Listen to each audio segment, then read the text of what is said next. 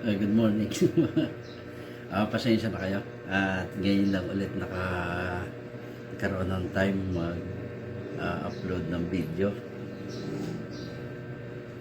Ito, pakita ko lang sa inyo yung dalawang set for mini Predator.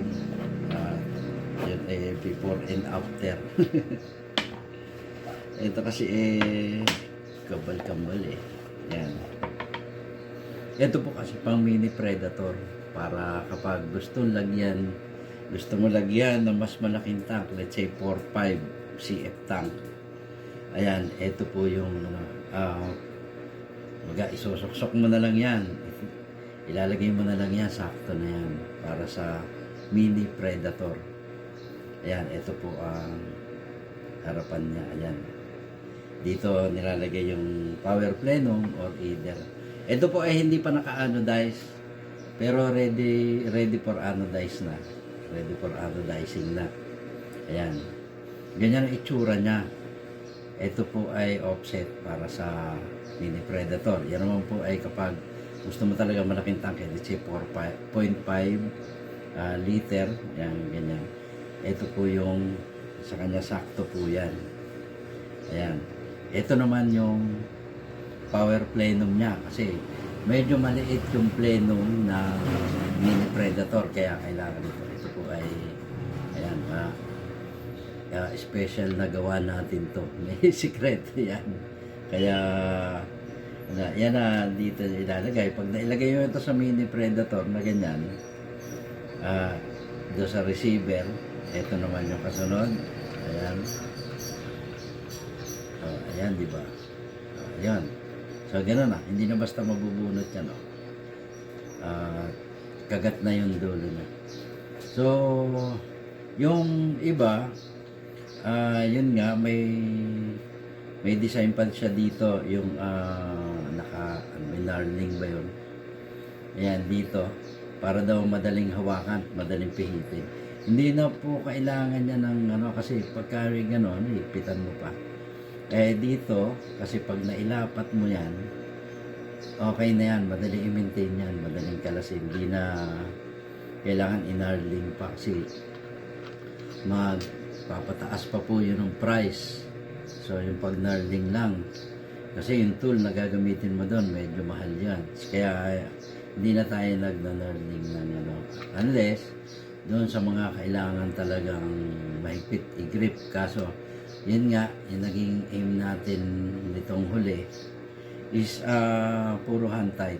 Kaya po ito is hand tight lang. Ayan. Ina-anodize natin para hindi siya magkukurog. Hanggang loob yan. Lahat ng parte hanggang loob, ayan, naka-anodize lahat. Ina-anodize natin para matibay kahit maulanan o kahit dalhin mo sa ilog, malapit sa dagat, hindi siya magkukurog. Hindi tatalab yung sa kanya, corrosion o acid rain. Hindi magmamantsa. Kaya ganito. Ayan hand tight lang. Okay na yan. So, ito po yung anodize niyan. Ito ay Predator Pwede rin ito, power plenum na yan, doon sa iba't ibang air nga kasi standard naman basta meron dating may regulator, same size po yan sa regulator. Hindi lang ako nakapagdala ng regulator para ma-compare yung thread at saka yung haba, pero pareho po yan. Kaya yung basta napapasukan ng regulator, pwede din po ito. Tapos dito ayan same thread yan kunyari pagbalik ka rin mo pa so ayan lapat na lapat din siya ayan di ba kahit pagbalik ka rin mo pa kung gusto mong dito yung regulator tapos tank, pwede ito ilalagay mo sa receiver, pwede mong pagbalik ka rin. Ayan, ito po ay yung unanodized pa, hindi pa siya na-anodize na version. So ito naman po yung anodized na. Ayan, ito po ay padadala ng mini Predator din. Ayan So ito po ay black green, yung ano pinaghalo ko. Black green, ayan. Hand tight lang din po yan. Basta yung mga ano natin, puro hand tight. Kahit yung air gun ko, pero hindi natin ginagamitan ng panghigpit yan kasi magagasgas yan. Pagka inipit natin yan, dun sa either vice grip o sa gato, magagasgas. Kahit lagyan mo yan ng sapin, pagka inipit mo yan, magagasgas pa rin kasi ipitin yan eh. So ito ay ganun din, hand tight din. Ayan. O, ayun. O, dapat na. So basta yung nakalapat, hindi makakalabas yung o-ring, palabas na ganun pag hinanginan mo.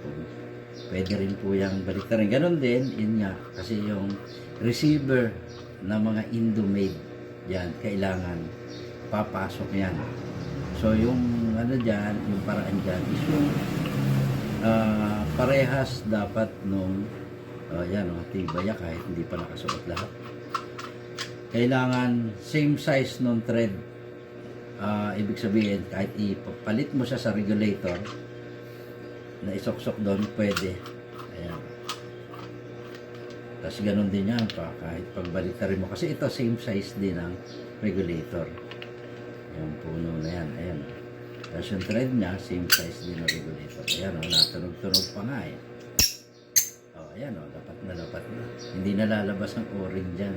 So, ayun po. Tama-tama, ayan, gumawa na ako ng extra. Ito kasi sa mga orders natin, ayan, nagpasobra ako ng isa kasi yung iba, napadala na natin. Hindi ko agad na video. Ayan, yung mga binidyo natin ng una napadala na. Kaya ito, pinapakit. Ayan, let's say ganito ito ilagay natin dito. Ayan. Same size din yan ng thread. Ayan. Pwede siyang magpalit-palit. Ayan. Tapos, ito,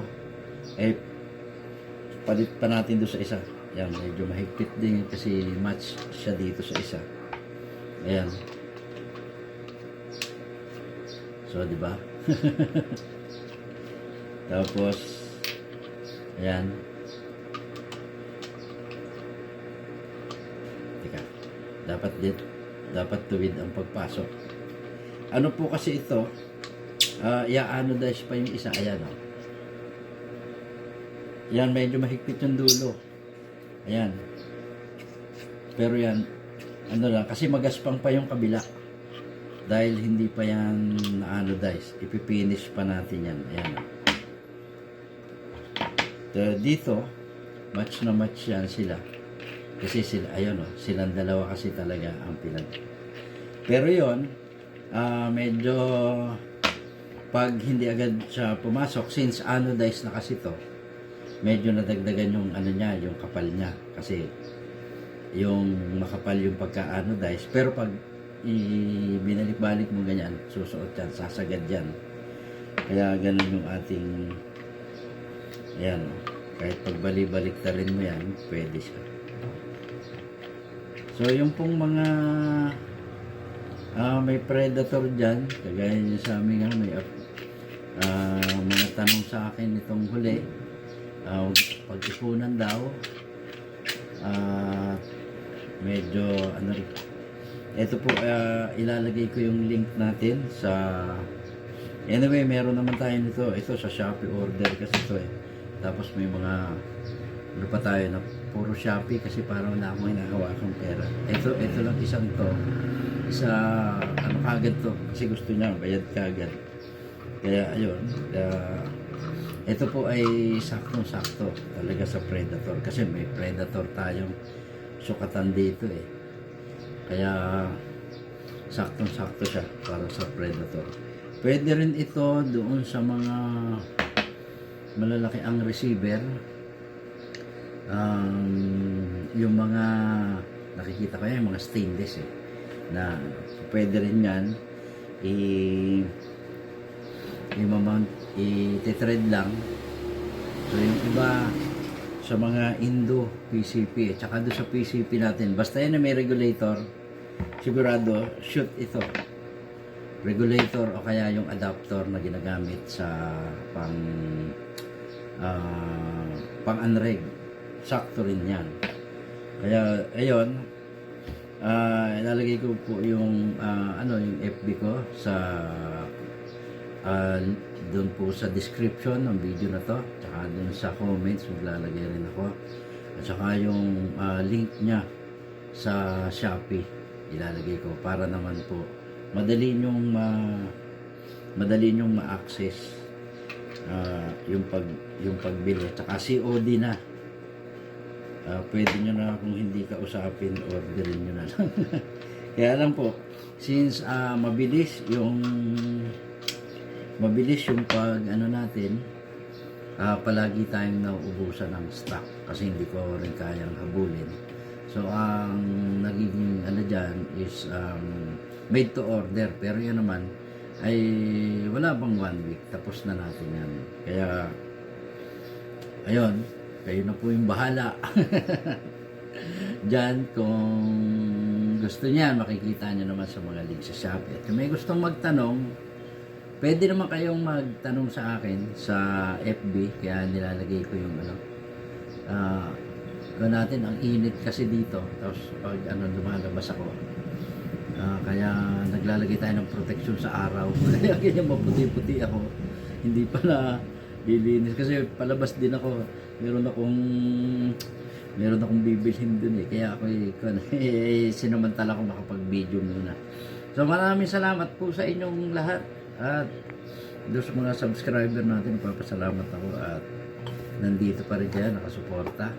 At darating po yung time na makakapag-focus tayo maigi. Sa ngayon po kasi medyo di-establish pa natin yung ibang mga gawain natin. Kaya po, ayan, medyo busy talaga tayo as of now. Tapos buti meron tayong long weekend. Yan. Kaya lang yung long weekend natin, out of town tayo yan. Hindi tayo siyempre hinto sa paggawa. Kasi naman, time naman para libangin yung pamilya. Di puro trabaho tayo. So, ingat po tayong lahat sa mga uuwi ng probinsya. Tsaka yung mga maliligo sa dagat. Huwag po masyadong bibilad sa init kasi napakainit po ng panahon. Magbaon kayo ng tubig na malamig. Wag puro soft drinks. Kasi sobra po yung asukal niyan. So maraming salamat po sa inyong lahat, at kita-kita po tayo muli.